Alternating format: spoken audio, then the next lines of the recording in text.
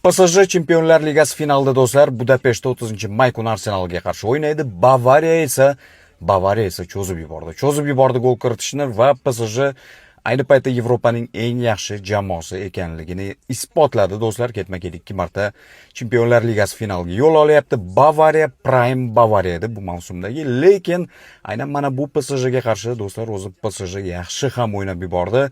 Endi o'zi umuman Chempionlar Ligasida hakamlik haqida gapirilmagan top o'yinlar menimcha qolmadi. Bugun ham Bavariyaning reaksiyasini ko'rdingiz, hakamga bo'lgan. O'yin tugashiga do'stlar taxminan 30 sekundlar qolganda Harry Kane'dan gol ko'rdik, lekin bu gol juda ham kech kiritildi.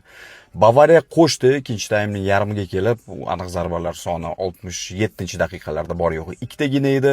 Keyin ko'paytirdi, 6 tagacha yetkazdi va PSG birinchi o'yin startida Dembelening golidan keyin ko'rdingiz o'yinni qanday nazorat qilganini, hujumlarga o'tdi.